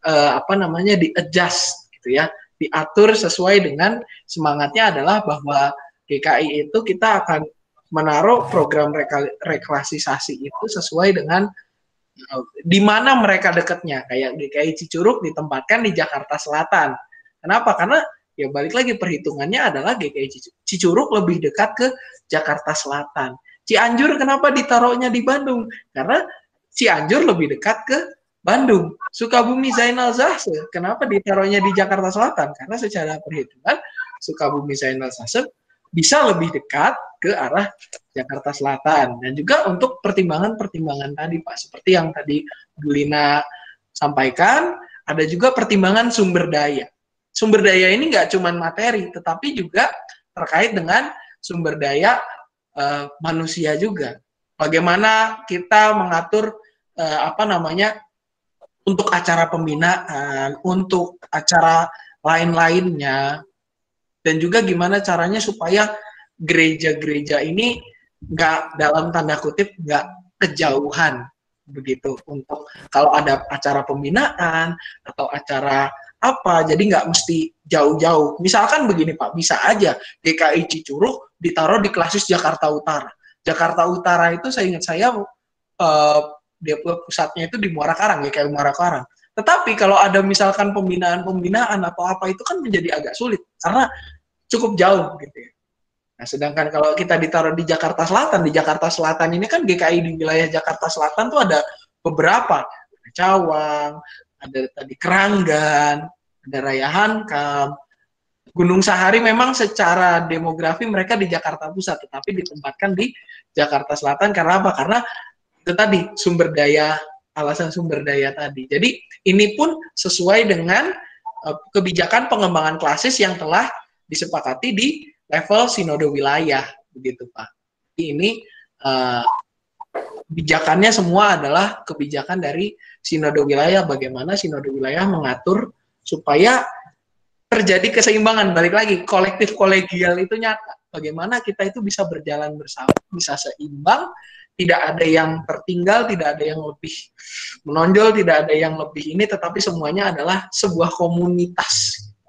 Itu sih Pak, sebenarnya lebih ke situ. Gitu. Ya. Terima kasih. Sama-sama Pak. Baik Bapak Ibu, apa sudah cukup? Boleh tanya Pak? Silakan Bu Warti. Ya. Pak, mau tanya, kan logo GKI itu ada 4 komponen. Apa itu sih Pak? Terus maknanya masing-masing itu saya belum begitu dong Pak. Wah, logo GKI nih ya. Wah, seru nih. Ini juga kita belum bahas nih logo GKI. Nah, saya tunjukin lagi slide-nya ya Bapak Ibu sebentar. Cariin yang logonya gede. Oh, ini ada nih. Mana slide-nya? Terima kasih Bu Parti. Ini kita mau kenal GKI tapi logo GKI kita belum bahas, bener. Nah, ya, logo GKI. Logo GKI ini Bapak Ibu kalau kita lihat ini apa ya? Ini logo dari beberapa lambang yang dijadikan satu gitu ya. Ada beberapa unsur di situ yang dijadikan satu. Apa aja di situ kalau kita lihat gitu ya, logo GKI di situ tuh ada perahunya. Ada perahu di situ, juga ada salib di situ, lalu ada alfa dan omega yang paling penting, dan juga ada global. Di sini Bapak Ibu penjelasannya adalah kalau kita lihat perahu itu, ini saya benar-benar mengambil dari tata gereja. Di tata gereja GKI, makanya saya bilang GKI itu hidup di dalam keteraturan dan juga kebersamaan. Kenapa? Karena di tata gereja dan tata laksana GKI, termasuk segala perantinya, itu semuanya diterangkan Bapak Ibu. Makanya sangat baik kalau Bapak Ibu berminat, bisa bacalah buku ini begitu. Kalau yang tidak punya, mungkin Bapak Ibu bisa pinjam ke rekan-rekan majelis, dan juga Bapak Ibu bisa ke sini gitu ya. Apa namanya? Saya kayaknya kalau nggak salah saya punya 2 tata gereja ini. Nah, kembali lagi ke soal lambang. Perahu Bapak Ibu itu melambangkan apa? Gereja Tuhan yang bergerak maju. Kita ingat ada lagu namanya Gereja Bagai Bahtera, Bapak Ibu. Bahtera itu kan kapal, ya, sebuah bentuk kapal. Kapal apa? Bergerak maju. Menghadapi apa? Menghadapi gelombang. Gelombang itu di sini juga ada artinya, Pak. Gelombang itu adalah dunia yang penuh tantangan. Jadi GKI itu memahami diri dari logonya ini adalah gereja Tuhan yang diutus, ya, memenuhi tugas panggilan di tengah dunia yang bergelombang, dunia yang tidak rata, dunia yang apa ya, punya tantangan tersendiri dan butuh manuver yang pas untuk menghadapinya. Lalu juga ada salib di situ. Salib apa? Salib melambangkan kasih dan pengorbanan Tuhan Yesus Kristus. Kalau kita ingat, Yesus pernah ngomong, pertama kita harus menyangkal diri, yang kedua memikul salib, ketiga mengikut. Salib ini menjadi lambang. Lambang apa? Melambangkan pengorbanan Yesus Kristus. Ini yang menjadi inspirasi kita untuk melangkah ke depan. Dan juga di situ ada Alfa dan Omega, itu melambangkan kekekalan Tuhan, di mana Tuhan adalah yang awal dan yang akhir. Di Wahyu kan dikatakan, akulah Alfa dan Omega, yang awal dan yang akhir. Di mana Tuhan juga mengawali, menyertai perjalanan gerejanya dari awal hingga kesudahannya di dunia ini. Menyertai setiap umatnya di dalam pelayanan dan juga di dalam kehidupan masing-masing. Begitu, Bu Warti, itu logo GKI artinya. Terima kasih, Pak. Sama-sama, Pak Ibu. Ya, berarti 4 komponen itu ada perahu, salib, ada artinya, Bu. gelombang, dan alfa omega ya, Pak? Ya, ada salib, ada perahu, ada gelombang, ada yang terakhir alfa dan omega. Oke, terima kasih, Pak. Ya, sama-sama, Bu. Ya, Bapak Ibu. Bagaimana? Sudah cukupkah? Baik.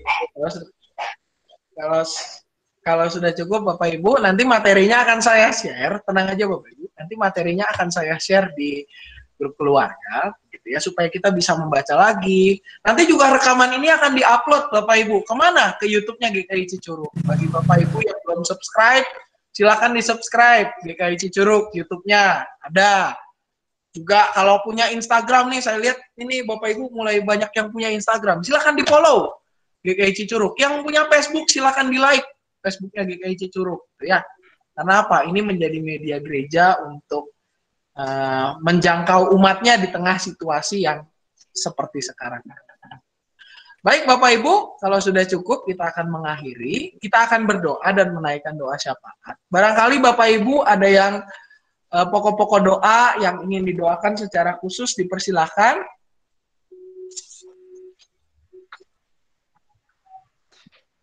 Ada Bapak Ibu pokok-pokok doa khusus? Yang proses penyembuhan Pak Sam. Oh ya Bu, boleh. Renward. Oh ini ya, adisihaan ya Bu? Iya betul. Untuk KEO Pak, ujian hari Jumat. Oh oke. Siap. Oh. Ada lagi Bapak Ibu? Siapa lagi tadi? Ada lagi Bapak Ibu?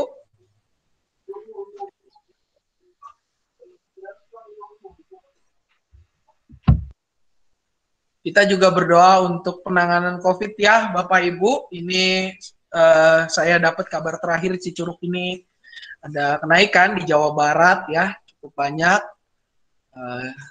Di daerah-daerah lain juga kita berdoa supaya masyarakat boleh tetap, ya walaupun sudah mulai bosan Bapak Ibu, ya saya yakin dan mendengar Bapak Ibu semua kadang kalau kita dengar slogan 5M bosen ya, terus juga dari rumah aja tuh jadi slogan yang udah membosankan sekarang, tapi ya mau tidak mau kita harus kita harus tetap taat pada hal tersebut karena situasinya semakin kesini semakin agak sulit diprediksi, Bapak Ibu. Kita berdoa supaya penanganan pandemi boleh berjalan dengan baik, masyarakat juga boleh tetap patuh dengan protokol kesehatan.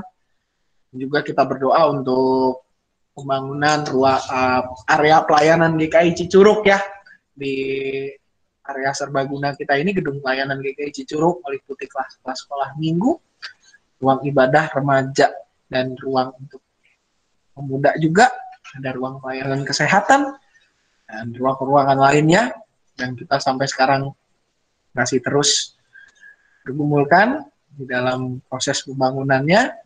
Kita juga berdoa ya Bapak Ibu ya, untuk pelaksanaan ibadah minggu dan semuanya. Baik Bapak Ibu, apakah ada lagi yang pokok-pokok doa tambahan?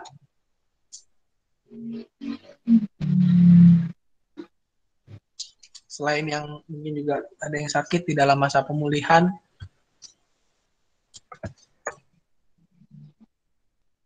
Kalau sudah tidak ada, mari kita bersatu di dalam doa. Kita menaikkan doa-doa syafaat kita. Mari Bapak Ibu, kita bersatu di dalam doa.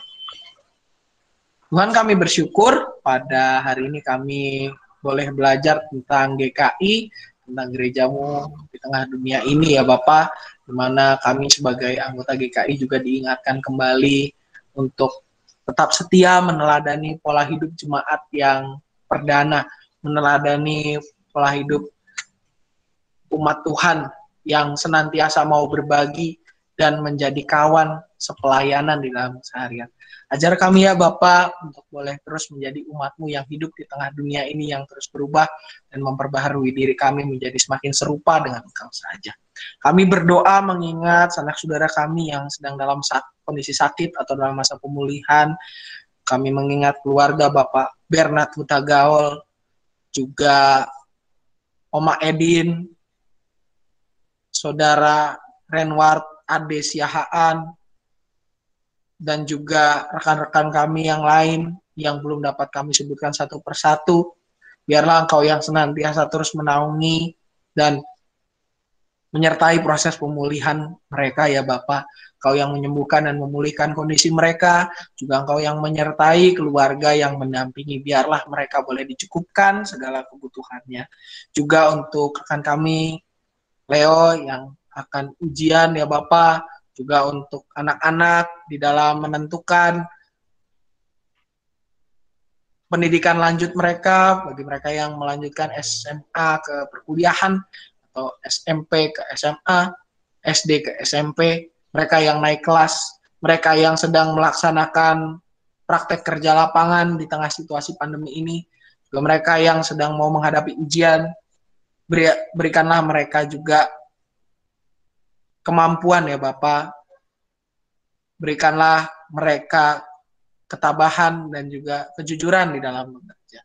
Persiapkan mereka semua supaya mereka boleh menjadi anak-anak-Mu yang boleh hidup seturut dengan kehendak-Mu. Juga untuk Leo ya Bapak, biarlah Engkau yang boleh mempersiapkan anak-Mu ini untuk menghadapi ujiannya.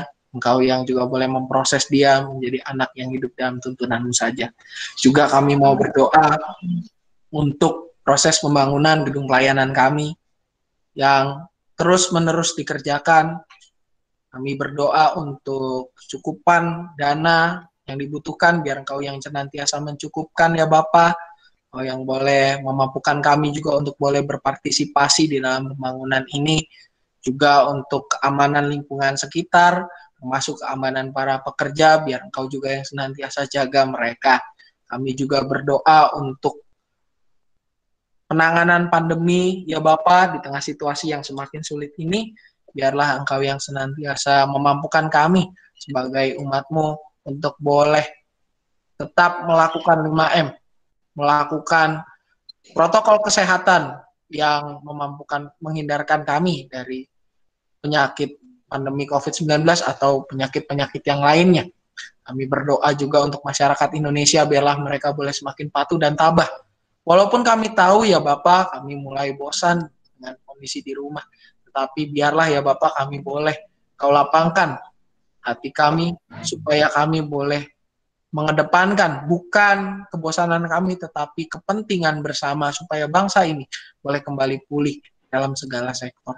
Juga untuk peribadahan GKI Cicurug ya Bapak, ibadah umum yang dilakukan secara onsite dan online, ibadah sekolah minggu yang dilakukan secara online, ibadah komisi remaja yang dilakukan online, juga persekutuan pemuda ya Bapak yang dilakukan secara onsite dan online, maupun persekutuan rumah tangga, komisi dewasa dan lansia juga secara online, ataupun kegiatan-kegiatan persekutuan kami yang lainnya. Biarlah ya Bapak kegiatan ini boleh menjadi cara untuk gerejamu boleh tetap bersekutu. Biarlah kami juga mau rela hati, mau senantiasa mempersekutukan diri kami untuk mendengarkan pengajaran yang berasal daripadamu. Dan biarlah segala sesuatunya boleh menjadi kemuliaan bagi namamu saja. Dalam nama anak Tuhan Yesus Kristus kami menyatukan dan menyempurnakan doa ini. Amin. Amin. Baik Bapak Ibu, Selamat kita malam akan semuanya. mengakhiri kegiatan kita pada kesempatan malam hari ini dengan ini karena bicaranya tentang GKI ya Bapak Ibu, kita punya himne. Tadi saya lupa mencantumkan. Himne GKI yaitu Berderaplah Satu. Mana nih? Kita akan mendengarkan lagunya.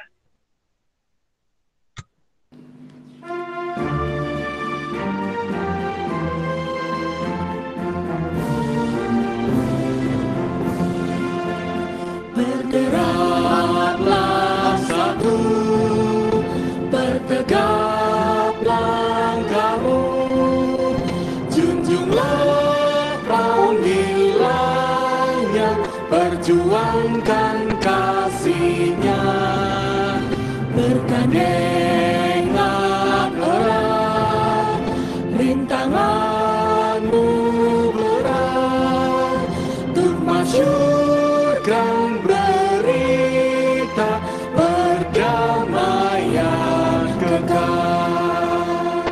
Kristus adalah kepala gerejanya, Roh-Nya pun tetap membimbing umat-Nya. Berbarislah utuh, bersatulah teguh, hai seluruh gereja Kristen Indonesia.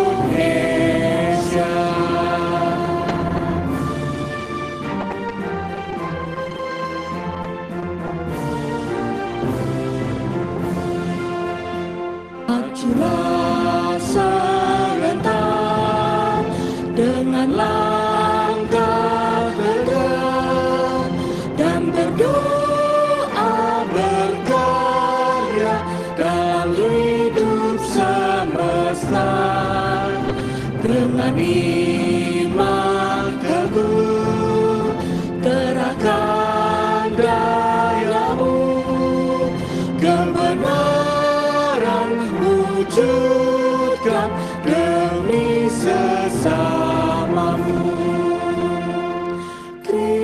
Kristus adalah kepala gerejanya, Roh-Nya pun tetap membimbing umat-Nya. Berbarislah utuh, bersatulah teguh, hai seluruh gereja Kristen Indonesia.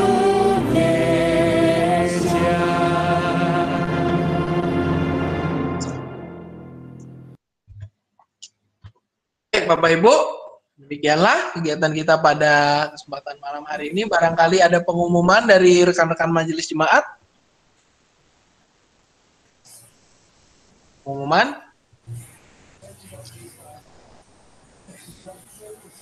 Pengumuman bahwa bulan depan kita akan kembali bertemu dalam pemahaman Alkitab lagi, masih dengan GKI, mungkin asal-usul GKI Cicurug ya Pak Sam. Ya, kurang lebih demikian, Ci. Karena asal usul sih, lebih ke ya GKI Cicurug overall lah. Terima kasih untuk semua kehadirannya, jemaat yang kasih dalam Tuhan Yesus Kristus. Sampai ketemu lagi bulan depan. Terima kasih. Ya, Bapak Ibu juga jangan lupa hari Minggu ibadah di gereja jam 7, ibadah umum, sekolah minggu jam 8 ya. Bapak Ibu diingetin cucu dan anaknya ya, atau mungkin ada tetangganya, ingetin semua ya, sekolah minggu jam 8 dan remaja jam 9 ya. Remaja pakai Google Meet, Komisi Anak atau sekolah minggu di YouTube-nya Komisi Anak, jangan lupa di-subscribe juga ya Bapak Ibu. Dan juga kita di GKI Cicurug ada di YouTube GKI dan juga di Facebook. Gitu. Ya itu saja. Ada lagi Bapak Ibu yang lain? Mungkin pengumuman dari rekan-rekan majelis? Atau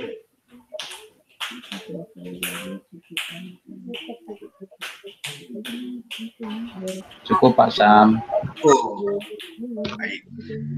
Ya, kalau cukup Bapak Ibu, kita selesai sampai malam ini, sampai bertemu di kesempatan berikutnya. Oh iya, ini ada perubahan jam juga ya Bapak Ibu. Untuk PRT, nah ini juga harus di ini ya. PRT baik PRT Komisi Dewasa maupun PRT lansia, jamnya bergeser ke jam 7 malam ya. Jadi biasanya kita jam 5 sore, kita mulai nanti minggu depan gitu ya, untuk PRT lansia minggu depan jangan lupa kita bergeser ke jam 7 malam ya. Startnya jam 7 malam, bukan jam 5 sore seperti kemarin. Untuk PRT Komisi Dewasa juga sama. Yang setiap minggu pertama dan kedua startnya jam 7 malam ya. Jangan ini Bapak Ibu, nanti akan diinfokan linknya begitu. Itu saja Bapak Ibu, terima kasih. Selamat malam, Tuhan memberkati. Terima kasih Pak Sam. Selamat malam teman-teman. Terima kasih.